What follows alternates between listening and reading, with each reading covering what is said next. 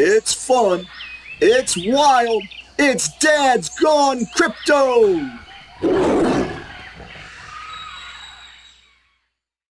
Welcome everybody to Dad's Gone Crypto, and we have another exciting week. Excuse my snotty little nose over here. I've had the cold slash flu slash COVID, whatever you want to call it. I'm surviving and kicking, but sound like a call operator late at night. Your calls will be charged at $2.99. It's only for the ladies, boys. Stay away. Thank you. All right, cool. Ryan, what's been happening in your week ahead? This past? Sorry, yeah. What's been happening? Oh, I've been having a busy week. We got lots of fun stuff going on in crypto, and I was also moving my mother-in-law. Moving my mother-in-law out of her house into a smaller apartment. Yeah, right, with a wheelbarrow now. But oh, you know how moves go. But at least a bunch of my buddies came over and helped me knock it out pretty quick. Nice. But now it's the clean up the old house and paint it and get it ready to sell. So busy outside of crypto this week, doing stuff that an old guy like me probably shouldn't be doing. But old guy like you, Ryan. You should be shelling the bills, the crypto bills, to get people to do it for you. Exactly. Other than that, I'll just have some mates, lots of mates. That also helps. Oh, sheesh. My week's been very... What about you? What's been up? Yeah, it's been interesting. Sheesh. I took some your advice last week and I dabbled a little bit. My first little proper meme coin, I got behind it. The gaggle of clowns, I think it was. And Biden's gaggle of clowns, that's it. And yes, it's I must say it's the first roller coaster ride I've been on where you're watching it and it just goes up and then it goes down and it goes up and it goes down. I'm still in the profit, which is freaking-tastic. But yeah, I can see it has legs. I can see it has, it doesn't feel like one of those like rug pull memes that just after 3 days it goes away. I think it actually has legs. Because it makes sense how through a political take or a political stance, you're not burning down ties, you're not burning down buildings, you're not hurting people, but you're sharing your voice of disapproval to clown movements or clown acts in government, right? And you're protesting in the right way, right?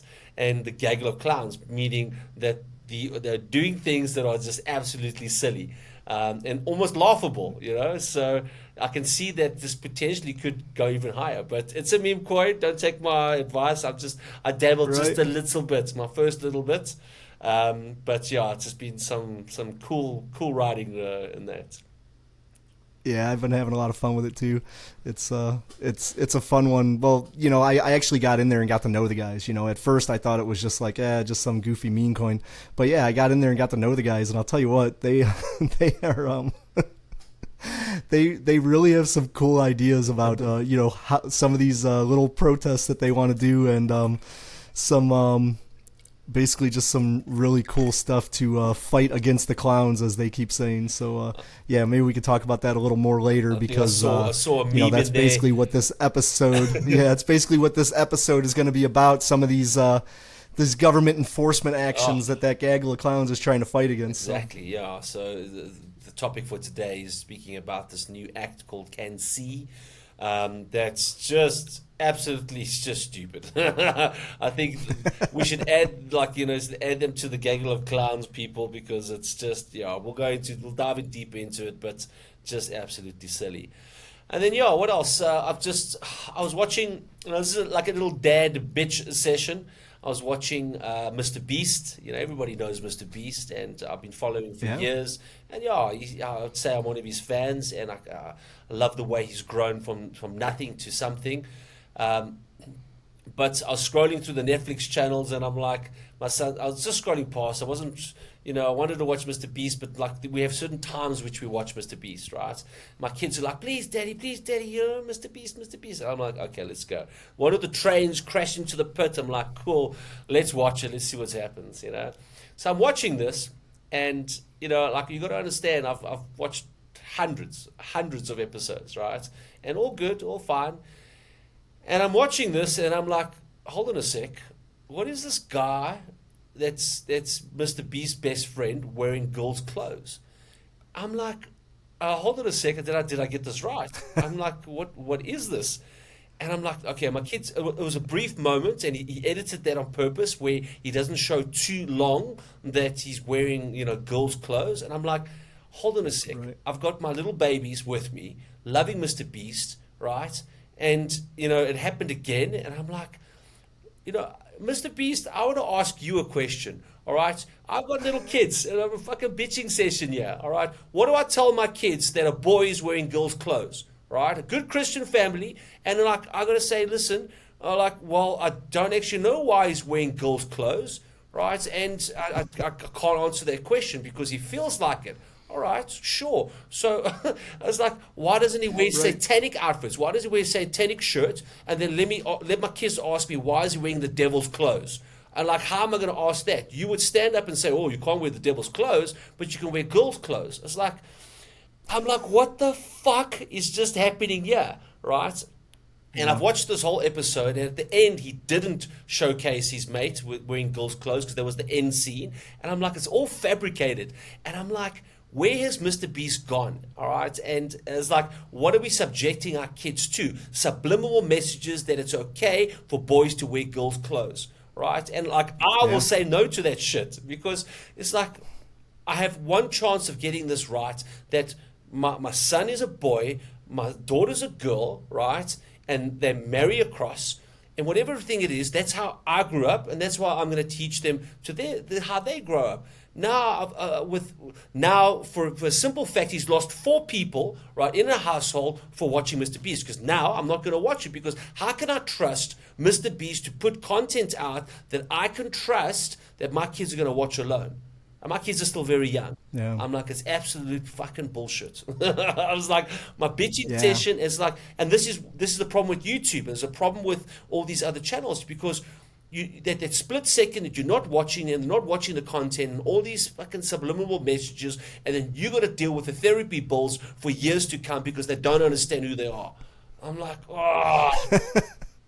Anyways. Yeah, man, I agree. I mean, it's, as far as adults go, to each their own, right? I could care less how adults live their life. Sure. But at the same time, you don't present that to little kids. I mean, to me, presenting that to little kids is just, it's not right. I don't know. I don't want to say grooming, but it goes into that whole. It just goes into that whole statement that's going on right now. On your back and. I know, but I mean it's the fact of the matter. Yeah. It seems like everybody, it's like all of a sudden it's okay. We want kids now to dress in the opposite sex and everything else. All these elitists are trying to push that on kids now, and it's wrong. Kids should be kids and do what they want. And not be influenced by this nonsense on TV. So yeah, you're right. Like you can't let your kids watch it anymore. Yeah, you spend your entire career, younger career, Mr. Beast's entire career, building up his channel, only to have to radically change the thing. It's like, how many other Christian families are not going to allow this, right? So it just, for me, listen, don't present yourself to the world where you're trying to change other people by what you're wearing and what you're doing, right? It's supposed to be a channel where it's laughs, it's caring, it's giving to other people, it's good family morals that you are caring for other people, right? And now I'm going to contend with cross-dressing males. It's like, no, I'm not subjecting my kids to that shit. All right, back to fucking bananas in pajamas. I'm like, well, wait a minute. What the hell is that? That doesn't sound good either. Bananas in pajamas. Oh, jeez. We grew up with that. Wow, scandal. Oh, that must be some South African thing. I don't know what the hell bananas in pajamas. We blame the British. It's the British thing.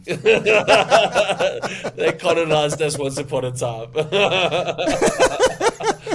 Anyways, away from Mr. Beast, I'd like an answer from you, Mr. Beast, of like, what am I supposed to tell my child? But anyways, coming back to crypto. Otherwise, we add Mr. Beast to Gaggle of Clowns. There we go. Anybody that fucking has just lost their fucking temple, we add them to Gaggle of Clowns. Mr. Beast, I'm going to put a little red nose on your face, and then then my kids can ask me why. Why has he got a red nose? Because then I can tell him why. Anyways. There you go, Gaggle, guys. Talk to Sean. Yeah, sorry. I think I'm a member now. All right, guys, let's get back to crypto. Let's focus here. All right, Ryan, tell me what's happening with this CanSee. What does it stand for, and what the hell is this? Yeah. Yeah, it's a bunch of bullshit, if you ask me. Started That's reading what I it, can I'm say like, for it. what? But Yeah. yeah, so I mean, basically, it's a new bill being introduced into the U.S. Senate. They're calling it a bipartisan bill. Basically trying to sell it as Republicans and Democrats are all agreeing on this, but it's a bunch of bullshit. The two Republicans that are sponsoring this bill are not exactly staunch conservatives, I wouldn't say. So, in my opinion, it's a bunch of bullshit. They're calling it CanSee, so it's the Crypto Asset National Security Enforcement. I'm sorry. Let me start that over. It's the Crypto Asset National Security Enhancement and Enforcement Act. So that right there sounds terrible. The acronym CanSee. So think about that for a minute. They're literally telling you what they're doing. It's the CanSee Act. So they're basically saying, hey, boys, we're going to spy on every aspect of your life now. That is what we want. And that is 100% against the Constitution of the United States. We have a right to privacy here. So fuck you. That's my statement on the CanSee Act. And Ryan just got added to the watch list. Right. But regardless, whatever. It's another regulation. And at the end of the day, regulations, there's pros and cons to regulations. So, we can get into that, but it's just not this particular bill is nonsense, if you ask me. 100%. So, Ryan, if you don't mind, can you just pull up that senator's page where that document was, and can you just go through with the audience and just read a couple of these things? Because, I know you sent it to me, and I started reading it, and I'm like, okay, just another long document from government. And then you started to read this, and I'm like, what? This is how absurd it is. So let's go through it together. Let's discuss each point. Right. All right. So here it is, right from the official government document. The CanSee Act would end special treatment for DeFi by applying the same national security laws that apply to banks and securities, brokers, casinos, and pawn shops, and even other cryptocurrency companies like centralized trading platforms. That means DeFi services would be forced to meet basic obligations, most notably to maintain AML, which is anti-money laundering, programs, conduct due diligence on their customers, and report suspicious transactions to FinCEN, which is the Financial Crimes Enforcement Network. Okay. On the surface, that doesn't sound like crazy bad, right? But when you actually dig a little bit into that statement right there, you're basically saying that all these decentralized finance platforms can no longer be decentralized finance platforms because in order to enforce this, what would they have to do?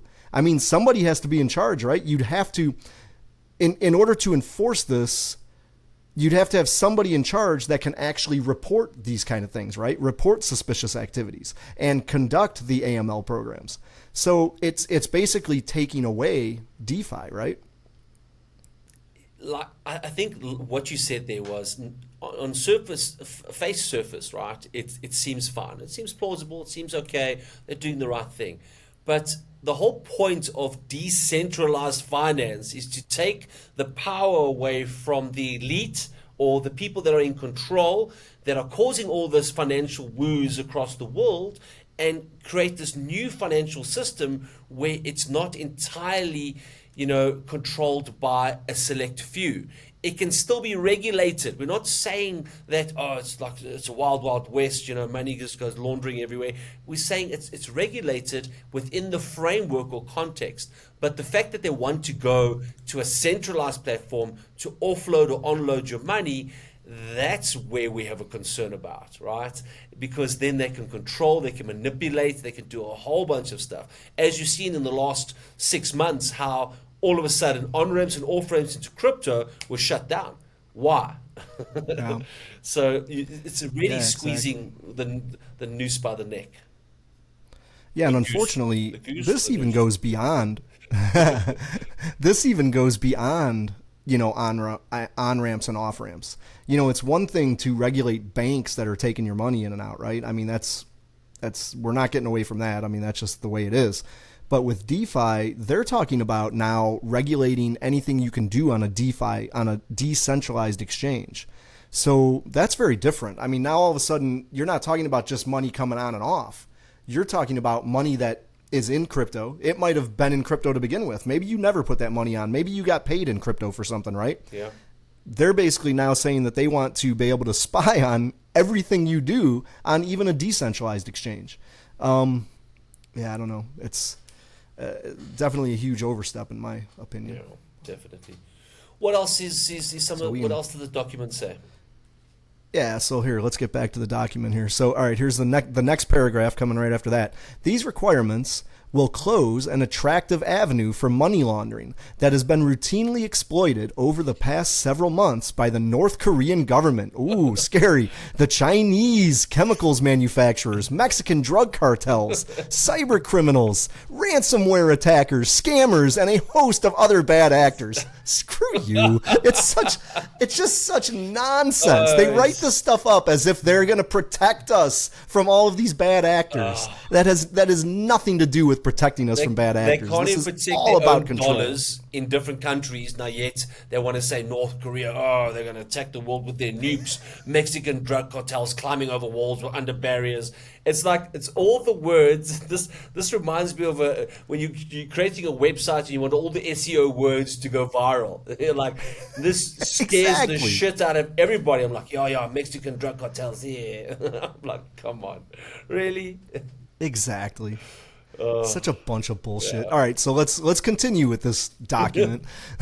The legislation also makes clear that if a sanctioned person, like a Russian oligarch, uses a DeFi service to evade U.S. sanctions, then anyone who controls that project will be liable for facilitating that violation. Oh, my goodness. So, I mean, all right, and then it goes on to say that if nobody controls a DeFi service, which, I mean, in general, that's what makes it DeFi, right? Because no single person controls it. But okay, so if nobody can, if nobody controls a DeFi service, then as a backstop, anyone who invests more than $25 million in developing the project will be responsible for these obligations. So basically, what they're saying there is, let's say a VC firm, puts up the money to start a DeFi application, right? Which is how a whole lot of these things get started. Now that VC firm is basically responsible for collecting all this information. It's absolute bullshit. They know it is. They're putting it in this document in this way to make it seem like it's not a overstep of their rights as senators. And and basically just to control the general public. Well, that's fine. It's nonsense. It's VC funds are only going to get 24 million now. Yeah, right. I mean, I get it. Yeah, there's always ways to step around shit, but it's a bullshit piece of legislation, if you ask me. 100%.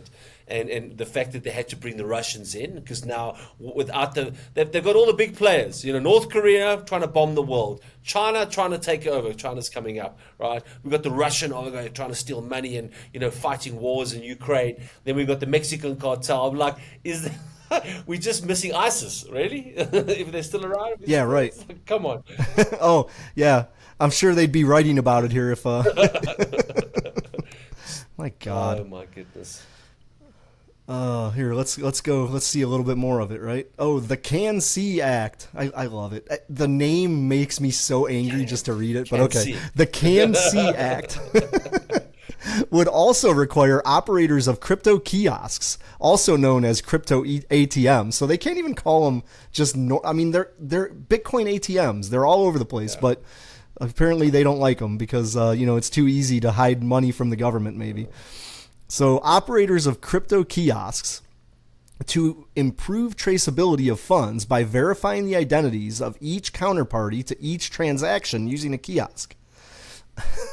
So basically, they're saying that if you want to use a Bitcoin kiosk, you're basically going to have to KYC at the kiosk.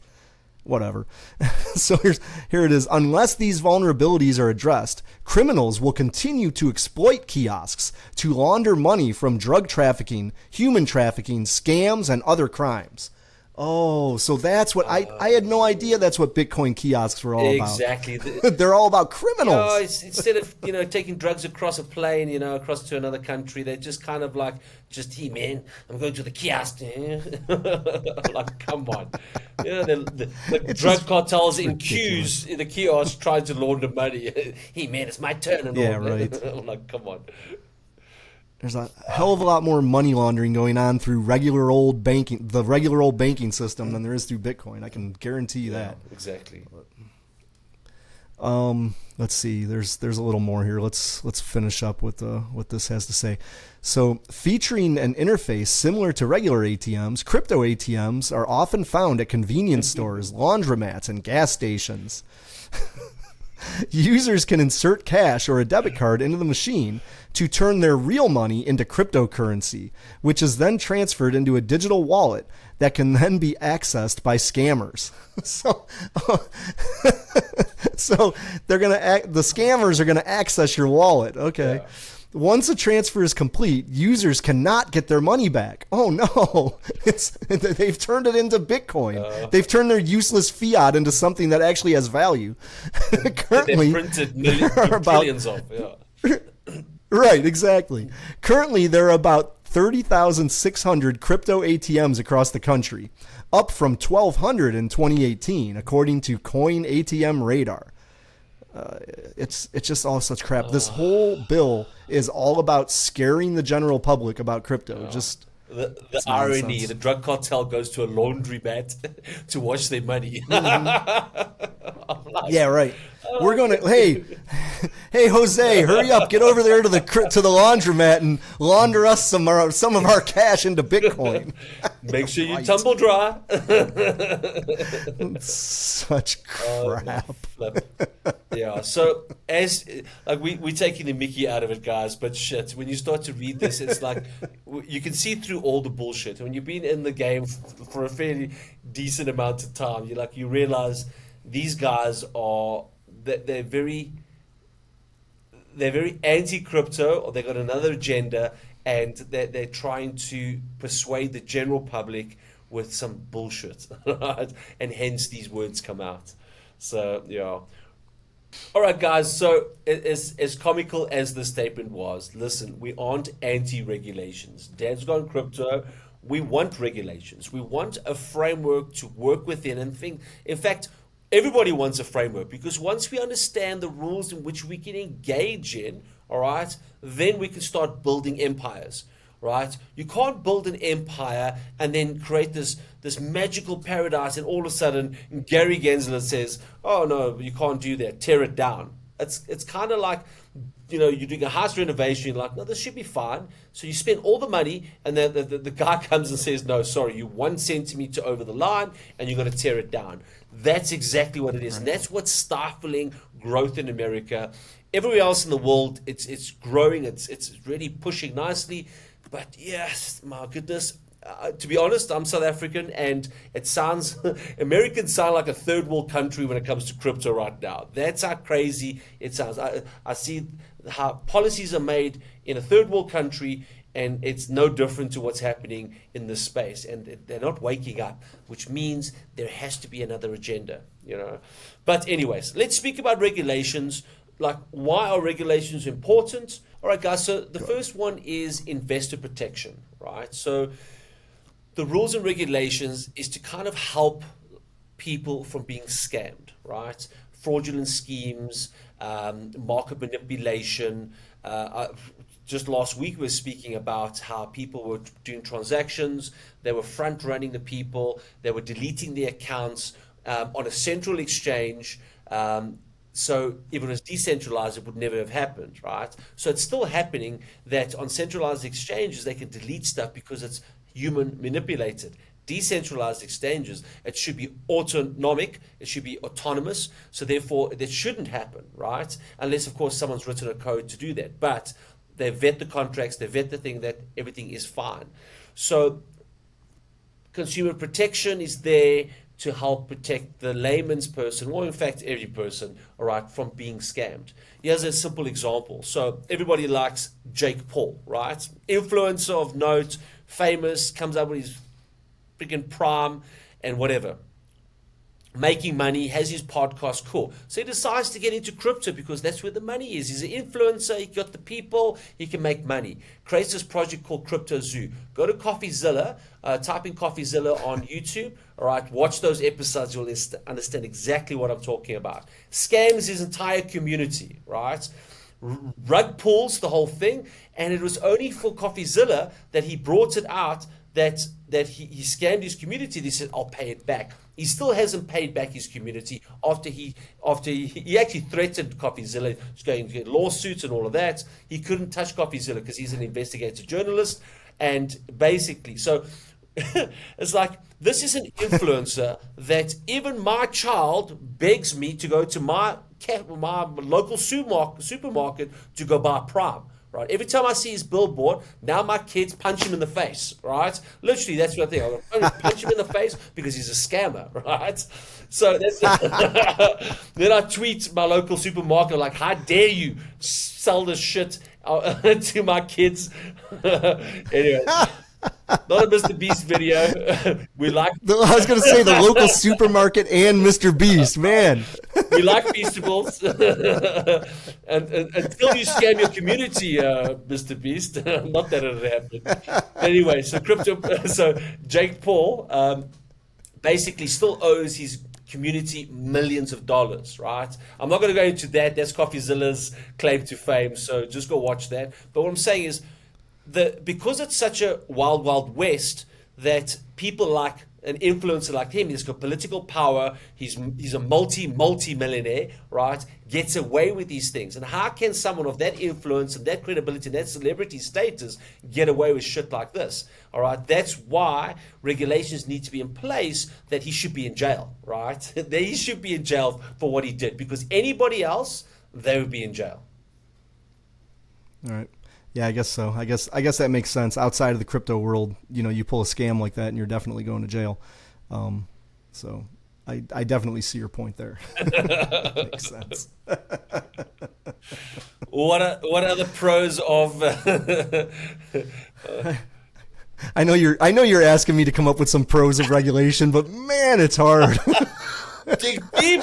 It's so hard. Dig deep, man. Dig deep. You got to understand, Sean. I am a blue-blooded American, man. The government, stay the fuck out of my life. I have no need for you whatsoever. Just put the gun down. Breathe. So it is hard. I mean, honestly, the biggest pro I can see for regulation is that it brings it makes it more legitimate, right? So it allows the big guys to come in. If you want institutional money in crypto, which is what it's going to take, you want to see $1 million Bitcoin, you need institutional money. We need those trillions and trillions of dollars that BlackRock controls. We need those trillions and trillions of dollars that, that all these giant institutions control. If we want to see that, we need to accept some regulation in crypto. And sure, I'm okay with that. I mean, it makes sense. It's what you got to do. But to me, trying to regulate how the little guy interacts in crypto is just against the entire idea of decentralization. And I have a massively hard time with it. Yeah. And on that note, I'm going to crack open a beer. Nice. Nice. And another point is on crypto regulation is obviously preventing money laundering and financial crimes. That goes without saying, guys. We don't want drug cartels using crypto to transfer money. We don't want the Russians putting it into Bitcoin and then funding. We don't want some crazy person putting money to paying someone to pay ISIS to bomb a building. Like, that goes without saying, right? But you also have to realize that everything's traceable, right? So everything is traceable to a point where there's an on-ramp and off-ramp. There's always an on-ramp and off-ramp. You can't just hold it into thin air and say, well, how do you pay people? So there's always a way. They're just trying to obviously create this whole, fear of, therefore shying people away from the space. Obviously for another agenda. That's what it's always about. It's always about control at the end of the day. Because, all right, so think about all the things you just mentioned. All of those things have been going on far longer than the last 12 years that Bitcoin has been in existence, or what is it, 14 years? I don't know.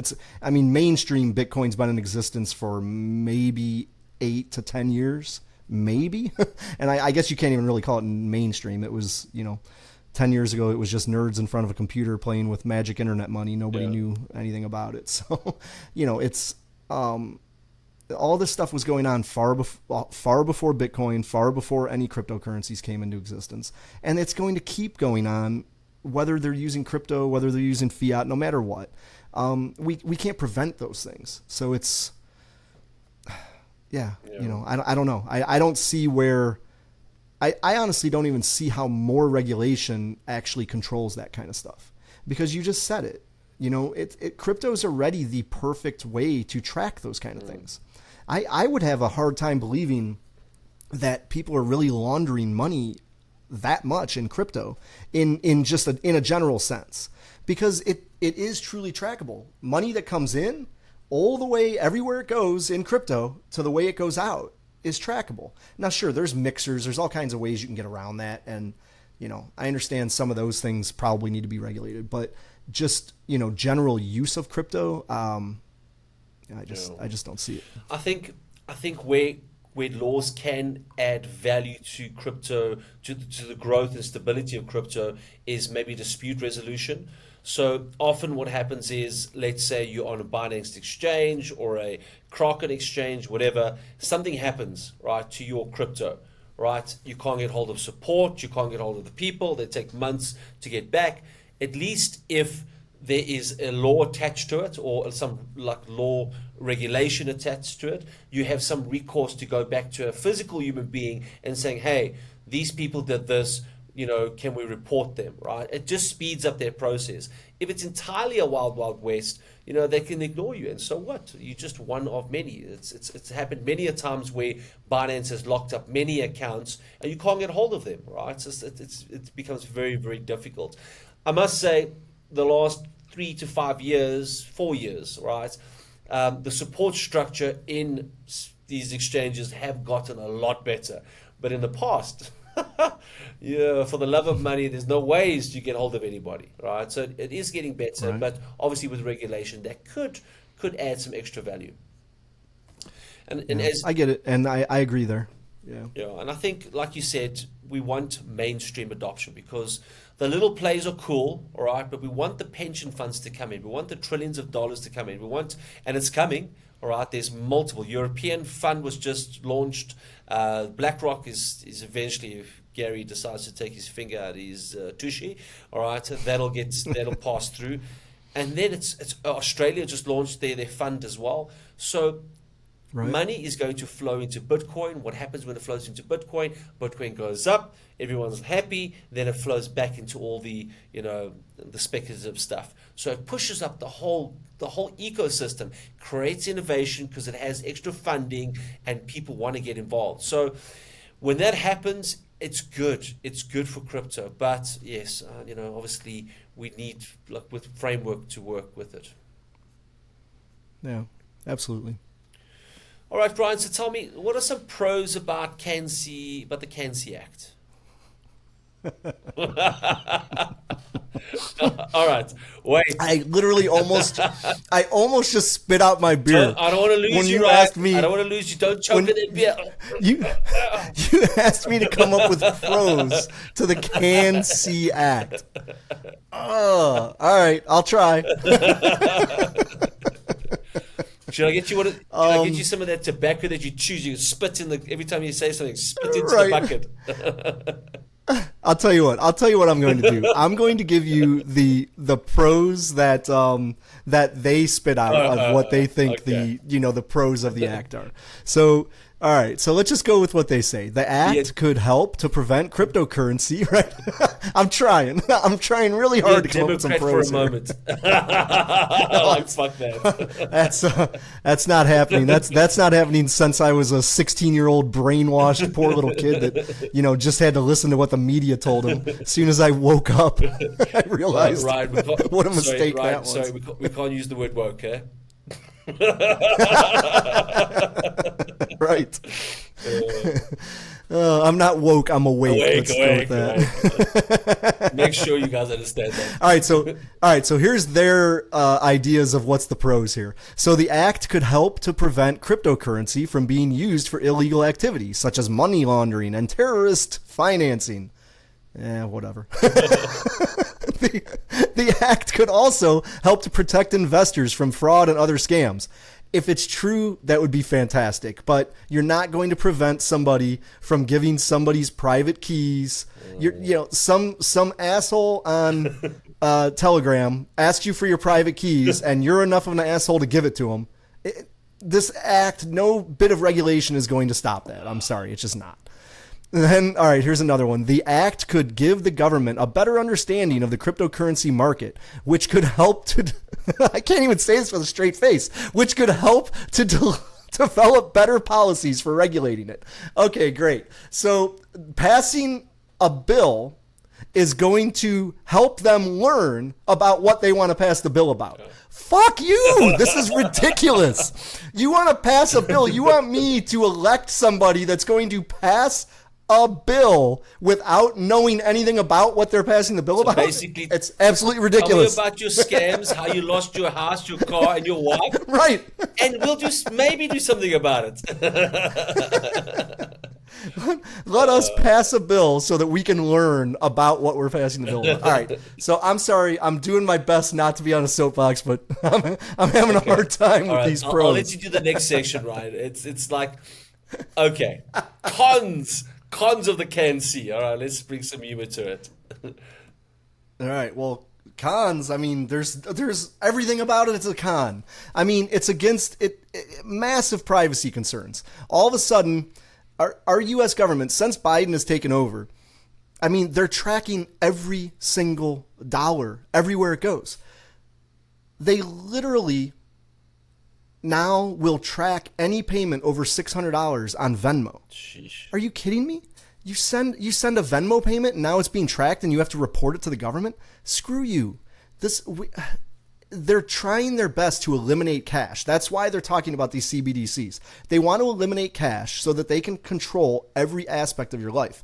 And sure, people will argue and be like, "Oh, well, pay your taxes. Why are you trying to hide money?" It's not about that. It's not about hiding money. It's not about not paying your taxes. I pay my taxes. That's not what this is about. It's about government oversight.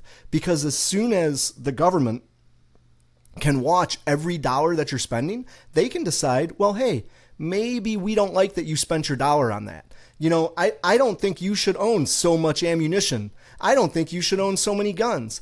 I don't think you should be able to shop at this store because this store happens to support the other side, the other candidates. Right. No, that is not how the U.S. government is supposed to run. I don't think you should have so much ammunition or guns. Hey, we do what we need to do. Just blink twice if you got over 10 guns. You see, you didn't blink. We're going to love one, folks. We do what we do.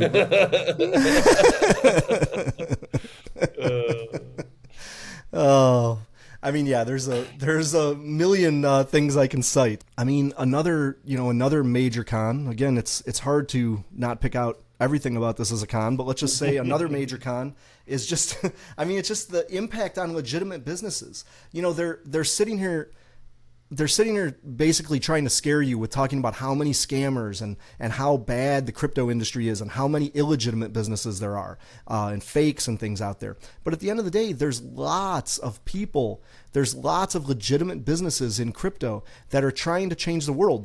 They're innovating. They're trying to do real things in crypto. And these kind of regulations it absolutely stifles that. No, exactly. And, I think with small business, because of the innovation, they don't have all their ducks in a row as yet. They have an idea and they're kind of working through this idea. But if they don't have a framework that supports their growth for the idea, it's going to stifle. Like, why? Most people are moving abroad, all right, to carry on their business, ideas because of the regulation is uncertain. There's nothing worse. At least if someone tells you no, it's no. right? But if you're not sure, that's the worst place to be in, because you don't know if this is what you're building is in fact going to be legal or is not legal, or it's going to be fine or not fine. It's going to cost you thousands of dollars in lawyers' fees. So that's the worst place to be in. So, you know what? I'll just go work for someone. It's easy. It's easier, right? Right. Yeah. Yeah, right. So also the last one I think is just the innovation, stifling ideas.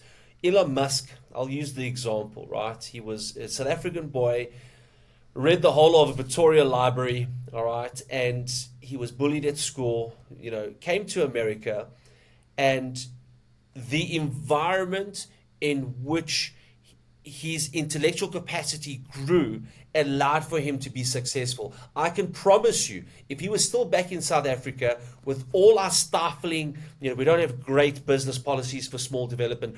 There's policy, there's so much. I'm not going to get into the political stuff, right? There is no ways he would be the richest man in the world, right? America has something great. It allowed him, all right, as an immigrant coming to the country and then becoming American, all right, to grow and become one of the most influential people in the world, right? And why now, when it's the next revolution of where the world is going, is America stifling that growth? So every young person coming in, like, I won't go to America to start a business there. Like, not a chance. I'll choose every other country that's more prone to it. Like, with particular Elon Musk, it was indoctrinated, throughout the world, the American dream. All right, what is the American dream? No matter what your background, you can achieve greatness. All right, and look where he is today. You can't say the same thing for people trying to innovate in crypto. It's not the place to be, especially in America. And they got to change that, right? Elon Musk would never have been the superpower that he is if there were so many things stifling his growth. America allowed him to create, to fail, to learn, to grow. It had the right infrastructure to allow him to move up the tiers to be someone great. And that's what they need for crypto. They need to wake up and realize that that's what they need to recreate. Absolutely. And to be honest, we were on the right track. Just a couple of years ago, America was on the right track to doing the right things. This current administration is doing everything they can to stifle crypto. And the reason they want to do it is because this current administration is all about control. Don't ever let them pretend like there's any other reason. If they are trying to tell you that it's for your protection, that is almost always a huge red flag that just says they want to control you. They want control over every aspect of your life. And it brings me back to, that's bringing me right back to my buddies at Gaggle of Clowns. Those guys I'm serious, man. Those guys are they're actually trying to fight against this crap. Yeah. And they're doing it in a funny way. I mean, they're doing it with memes. They're going to do it with ads. They have plans to put billboards up all over. They want to put, put billboards on Times Square that basically point out how much of a clown show it is in Washington, D.C. right now. And I think it's freaking hilarious, and I love it. We've just added someone else today onto the clown billboard. Yeah, right. We should have all these little lines that go through all the clowns. Oh, who's the clown of the week? Mr. Beast. Oh, yeah. You're the clown of the week. Oh man! Wait for that red nose. You're calling out coming. Mr. Beast. We're in big trouble. Listen, I'll fight tooth and nail for my kids, right? As a crypto dad, right? I don't care how much money he has, right? It's unfortunately when you start hitting the home in a different way, I'll fight tooth and nail. Full stop. Oh. Anyways, on to a lighter note. All right, let's go on to Dad's Got Jokes. It's the time of the day where we get to basically talk about a bad dad joke. Ryan won last week only because he was alone. Well done, Ryan. Round of applause. Intro music. Just sitting around telling jokes to myself. Exactly. I actually do it quite often. So. And you still chuckle at them. So this week, hopefully, I've got the best joke. We'll see. The rules are simple. We try not to laugh. If we do, we got to have a sip of beer. In this case, it's been a rough week, so we'll have a full beer or a case. I've got Coke and tequila that's basically simmering down over here. Cheers. Cheers. All right, Ryan, you go first. What is your dad's joke? Well, I thought the dryer was shrinking my clothes. Turns out it was the refrigerator all along. That's proper dad. That's proper dad. Oh, touche. All right, so that was getting tougher each week. All right, let me try mine. All right. So you're American when you go to the bathroom, and you're American when you come out. But you know what you are when you're in there? European.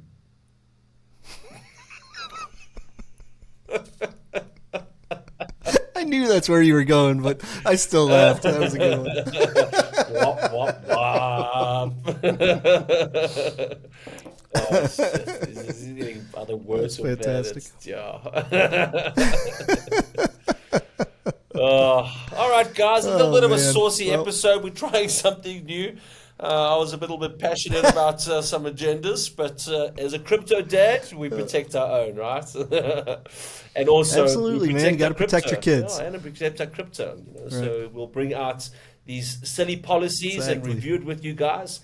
And just share our opinion. End of the day, it's our opinion, and it's not financial advice in any formal shape in anything we say. But we can shed some light and introspection on some of the things. At least we're wiser for it, right? And hopefully one day we'll get some more influential people on board to kind of share some more, more deeper understanding of these laws and so forth. But guys, don't forget to please follow our Telegram channel, Dad's Gone Crypto, and our Twitter channels. And please comment below and share and like and do all those funny things. And we'll see you next week. And hopefully I won't sound so muzzled. And hopefully I'll be a little more politically, how can I say, adverse. No? What's that? No. Politically correct, maybe? Is that what you're going for? No, politically correct. I'll be a little anti-political. There we go. There we go. All right. Excellent. All right, cool. I'll see you guys next week. See you guys. Ciao. Bye. The material and information presented in this recording are for entertainment purposes only. Do not misconstrue what you hear as investment or trading advice. Always do your own research. The views, thoughts, and opinions expressed by the guests on this recording are their own and do not necessarily reflect those of Dad's Gone Crypto or its hosts.